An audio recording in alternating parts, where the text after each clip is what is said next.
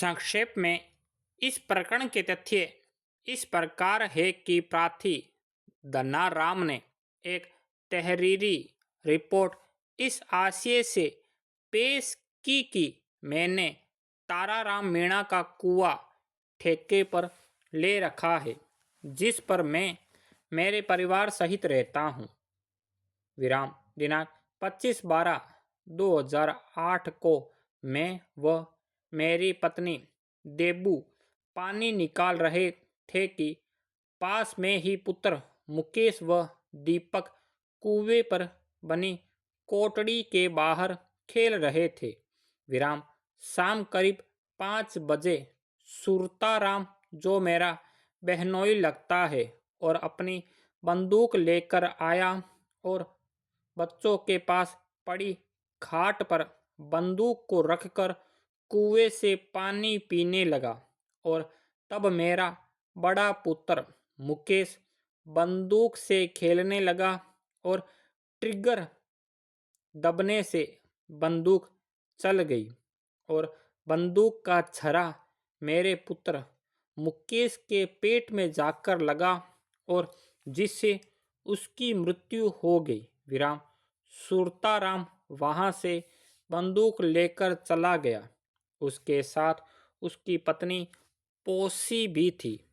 विराम दिनांक 26/12/2008 को मेरे पुत्र का दाह संस्कार कर दिया। विराम घटना सुरताराम द्वारा अपनी भरी हुई बंदूक को खाट पर रखने से मेरे पुत्र मुकेश द्वारा बंदूक से खेलते समय व छेड़छाड़ करने से बंदूक चलने से हुई है आदि। विराम उक्त रिपोर्ट के आधार पर पुलिस थाना पालडी एम ने प्रकरण संख्या 125/2012 पंजीबद्ध किया एवं बाद अनुसंधान अभियुक्त को धारा 336, 304A भारतीय दंड संहिता व धारा 30 आर्म्स एक्ट के अंतर्गत अभियुक्त के विरुद्ध आरोप पत्र पेश किया। विराम अभियुक्त को धारा 336, 304A भारतीय दंड संहिता व धारा 30 आयुध अधिनियम के तहत आरोप सारांश पृथक से विरचित कर सुनाया व समझाया गया तो अभियुक्त ने आरोप से इनकार कर अनभिक्षा चाही। विराम क्या आरोपी द्वारा दिनांक 25/12/2008 को 5 PM या उसके लगभग सरहद मौजा सरदारपुरा में ताराराम मीणा के कुएं पर आप मुलजिम ने भरी हुई बंदूक बिना नियंत्रण के लापरवाही पूर्वक खाट पर रखकर चले गए, जिससे परिवादी धनाराम का पुत्र मुकेश उक्त बंदूक से खेलने लगा और बंदूक का टिग्गर दबने से भरी बंदूक होने से चल गई और परिवादी धनाराम के पुत्र मुकेश के पेट में बंदूक के छर्रे लगने से ऐसी परिस्थितियों में मृत्यु हो गई और जो कि आपराधिक मानव वध की श्रेणी में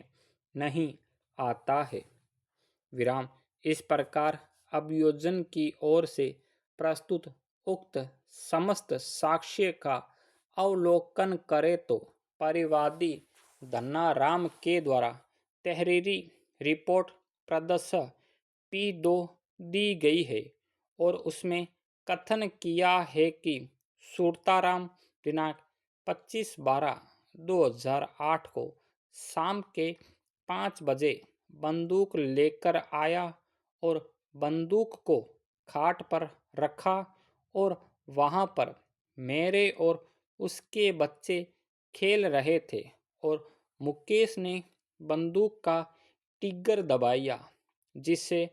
उसकी मृत्यु हो गई। विराम इस संबंध में सर्वप्रथम अभियोजन की ओर से मुकेश की पोस्टमार्टम रिपोर्ट प्रस्तुत नहीं हुई और जिससे यह तथ्य तो संदेह से परे साबित नहीं है कि क्या वास्तव में मुकेश की मृत्यु हुई है और मृत्यु बंदूक के चलने से ही हुई है, और ना ही उसका चोट प्रतिवेदन पत्रावली पर अनुसंधान अधिकारी ने पेश किया है। और जो साक्ष्य प्रस्तुत हुई है और उसमें गवाह PW1 गणेश और PW2 ओबाराम है, और ये दोनों ही गवाह नक्शे मौके के गवाह है विराम, जिनसे अभियोजन को कोई मदद नहीं मिलती है। Full stop.